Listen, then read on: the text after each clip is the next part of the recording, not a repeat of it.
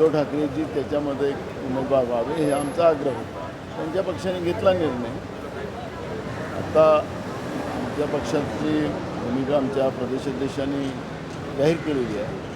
त्यामुळे आता कालही बोललो होतो की 3 वाजेपर्यंत थांबा, 30 तारखेपर्यंत थांबा आणि त्याच्यामध्ये खूप सारे पिक्चर आपल्याला पाहायला मिळणार आहे.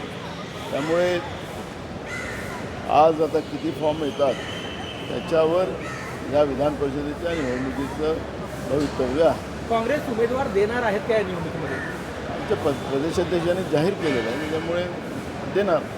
मला कुठंतरी असं वाटत नाही का काँग्रेसला विश्वासात घेऊन हा सगळा निर्णय घेता आला असता? अशा पद्धतीने अचानकपणे निर्णय घेऊन तो त्यांच्या पक्षाचा प्रश्न आहे, त्याच्यामुळे मला फटका त्याच्या काँग्रेसला बसत नाही का? पुढची राज्यसभा समजा ही परिषद समजा शिवसेना ठाकरे गटाला गेली तर पुढची राज्यसभा काँग्रेस लढवेल असं काय समीकरण आहे का? अजून तशी कुठलीही चर्चा झाली नाही, त्याच्यामुळे त्याच्यावरचं आत्ता काही बोलणं बरोबर नाही. एक दबाव गट आहे, एक स्ट्रॅटेजी घेऊन काँग्रेस 3 वाजेपर्यंत वेळ काढत आहे. नाही, त्याला दबाव तयार करायचं काही कारण नाही. त्याच्यामुळे आम्ही कुठल्याही दबावाचं राजकारण करत नाही. जसं शरद पवारांना राज्यसभेवर पाठवण्याचा निर्णय आम्ही सगळ्यांनी एकमताने घेतला, तसं उद्धव ठाकरे साहेबांनाही एकमताने विधान परिषदेमध्ये पाठवायचा निर्णय घेतला होता. आणि त्यांच्या पक्षाने जो निर्णय घेतला तो त्यांच्यासाठी आहे. त्यामुळे आता जे काही फॉर्म भरण्याची प्रक्रिया आज लावलेली आहे, त्यामुळे जी काही प्रक्रिया आपल्याला पाहायला मिळेल ती 3 वाजेपर्यंत क्लिअर होईल. पुढचा राज्यसभा खासदारची निवडणूक काँग्रेस लढवणार आहे का? कारण की पहिली शरद पवार गटाला गेली. अजून कुठली स्ट्रॅटेजी नाही. तुम्ही काँग्रेसने जर उमेदवार दिला तर निवडून येण्याची काय स्ट्रॅटेजी असणार आहे? शरद पवार गट तुमच्यासोबत असणार आहे? काही बोलणं झालेला प्रकार? मी तुम्हाला तेच सांगत आहे की अजून आता फॉर्म भरण्याचा आजचा आखरी दिवस आहे. फॉर्म भरल्यानंतरच आपल्याला या स्ट्रॅटेजीबद्दलची भूमिका स्पष्ट करता येईल. उद्धव ठाकरे माघार का घेतली असावी असं वाटतं? रिमोट कंट्रोल म्हणूनच ते काम करते त्यांचं यापूर्वी त्यांच्या पक्षाचा निर्णय आहे, त्याच्यामुळे त्यांच्या पक्षात त्यांनी रिमोट कंट्रोल ठेवाय की नाही ठेवावं तो त्यांचा अधिकार आहे. त्याच्यामुळे मला उभाटाच्याबद्दलचं कुठलंही या ठिकाणी वक्तव्य करण्याचं कारण नाही. संजय राऊत काँग्रेस हायकमांडचं काय म्हणणं आहे या सगळ्या पार्श्वभूमीवर? कारण विश्वासात न घेता हायकमांड या सगळ्या गोष्टीवर लक्ष ठेवून संजय राऊत असे बोलले की राज्यसभेला शरद पवारांना पाठिंबा दिला, विधान परिषदेला तुम्ही उभाटाला पाठिंबा द्या, पुढच्या विधान परिषदेला काँग्रेसला पाठिंबा दिला जाईल. तर तो तुम्हाला मान्य आहे का? मी आज त्याच्यावर प्रतिक्रिया द्यायचं काय कारण नाही आहे. मी तुम्हाला मुद्दाहून सांगतो की 3 वाजेपर्यंत जो आज फॉर्म भरायची वेळ आहे, त्याच्यानंतरच आपल्याला या सगळ्या भूमिकेला स्पष्ट करणार. काल विजय वडेट्टीवारांनी मुख्यमंत्र्यांची भेट घेतली, नेमकं काय होतं त्या भेटीमध्ये? आमदार आहेत, या सगळ्या घडामोडीनंतर भेट घेतली. मुख्यमंत्री आमदारांना भेटतात, तसे आमदार म्हणून भेटले असतील त्यांच्या मतदारसंघाचं कामाचं, काही राज्याच्या कामाचं. तुम्ही काल दिल्लीला जाऊन आले आणि मुख्यमंत्री भेटी घेतल्या, काय विषय काय? काही नाही, आमचे पक्ष संघटनात्मक बाबी आता सध्या चालू आहे, त्याच्यामुळे त्या विषयाची मीटिंग. काँग्रेस उमेदवार विजयासाठी देणार आहे की फक्त प्रेशर टॅक्टिक्स असेल? आज अर्ज भरेल आणि नंतर परत काँग्रेसचा उमेदवार आला तर तो जिंकेल हे तुम्हाला मी आतापासून सांगतो. पण अजून तुम्हाला आता अखेरचा दिवस आहे, फॉर्म भरायच्यापर्यंत मग काय रणनीती करायची ते आम्ही करू. हो, तुम्ही म्हणता जिंकेल काँग्रेसचा उमेदवार राहिला तर कसा जिंकेल हे तर सांगा.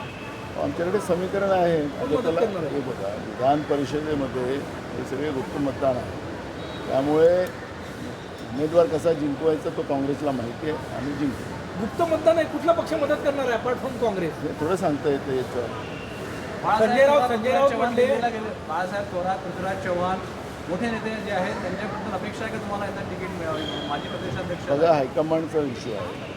हायकमांडनी काय निर्णय घ्यायचा तो हायकमांडचा असतो. कोणाला उमेदवारी द्यायची त्यामुळे ते ठरवतात. त्यामुळे मला त्याच्यावर कुठल्याही हायकमांडच्या निर्णयावर मी प्रतिक्रिया द्यावी. संजय राऊत म्हटले की पुढची राज्यसभा माझीच आहे बघू म्हणून, एवढं लाईट. त्यांनी काय बोलायचं तो त्यांचा प्रश्न आहे ना. मी तुम्हाला म्हणून सांगितलं की तुम्ही जे काही भांडण लावण्याचा प्रयत्न करता, मी भांडण लावू देणार नाही. जे काँग्रेसला करायचं काँग्रेस आपल्या पद्धतीने करेल. तुम्ही फार कॉन्फिडन्स दिसता, तुमच्या चेहऱ्यावर कॉन्फिडन्स दिसतो. म्हणजे ही सगळी नाही, मला एक कळत नाही, निवडणुका आहे, निवडणुकांचा प्रत्येक पक्ष आपली आपली रणनीती करतो. त्यामुळे रणनीतीमध्ये आम्हाला जे काही समीकरण आहे ते आम्हाला माहिती आहे.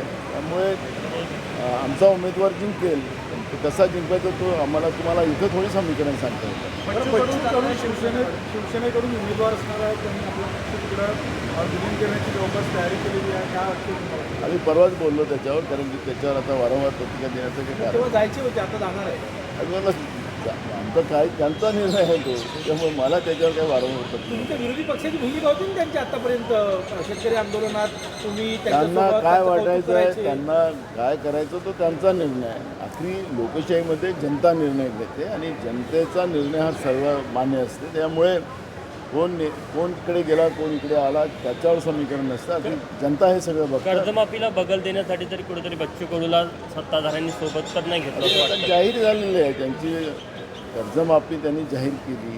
पहिले सरसकट जाहीर केलेली होती, मग सांगितलं की पात्र अपात्र ठरवू. शेतकऱ्यांच्या पिकाला बोनस देण्याचा सरकारने निर्णय घेतला तर तो बोनस दिला नाही.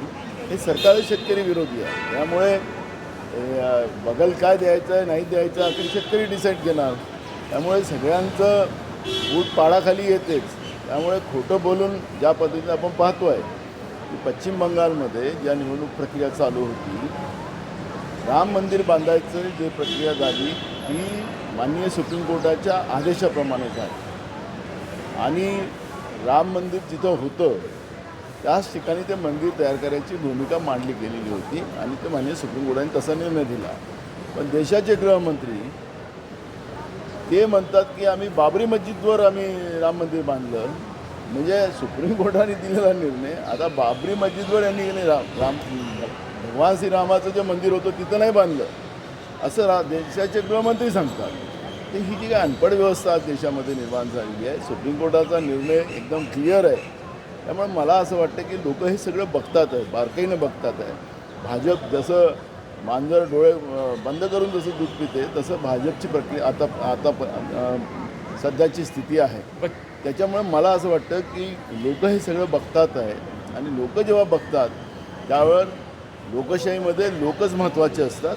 त्यामुळे नेते आणि ह्या इकडे झाले तिकडे झाल्यावर कोणाला काही व्हॅल्यू नसतं. शेतकऱ्यांना अपेक्षित असणाऱ्या कर्जमाफीचा लढा जो बच्चू कडू यांनी उभा केला होता, आता ती अपेक्षित कर्जमाफी होताना दिसत नाही. कुठेतरी बच्चू कडूने देखील त्यासोबत समझोता केलेला दिसतो का या मला उमेदवारी? त्यांनी समजवता केला नाही केला मी त्याच्यावर काय प्रतिक्रिया द्यायची. म्हणून तुम्हाला सांगितलं बच्चू कडूचा विषय आमच्यासाठी नाही आहे. त्यामुळे शेतकरी परेशान आहेत, बेरोजगार आहे, महागाई वाढत चाललेली आहे, आज पुन्हा महागाई वाढते आहे. त्यामुळे मला असं वाटतं की जनता परेशान आहे आणि सध्या या पद्धतीचं वातावरण करून मूळ मुद्द्याला डायव्हर्ट करण्याचा प्रयत्न सरकार करते आहे हे या ठिकाणी स्पष्टपणे संजय सांगायचं. राऊतांनी म्हटलेलं आहे की मी काँग्रेसचं नाव घेत नाही, पण काँग्रेसला विश्वास नव्हतो. शरद पवारांच्या वेळी देखील पहिलं समर्थन काँग्रेसने दिलं आणि आज आमच्यावर मी संजय राऊतावर आता प्रतिक्रिया देणं बंद आम्ही केलेलं आहे. कारण की संजय राऊत काय बोलतो काय नाही बोलत त्याच्यावर मग मला त्याच्यावर काही कुठली प्रतिक्रिया द्यायचं काही कारण नाही आहे. त्यामुळे मला असं वाटतं की त्यांचा निर्णय ज्या पक्षाचा निर्णय त्यांना ज्या पद्धतीने घ्यायचा तो त्यांनी घेतला. आता आम्हाला आमचा निर्णय काय करायचा तो आम्ही ठरवू. तुमच्या पक्षामध्ये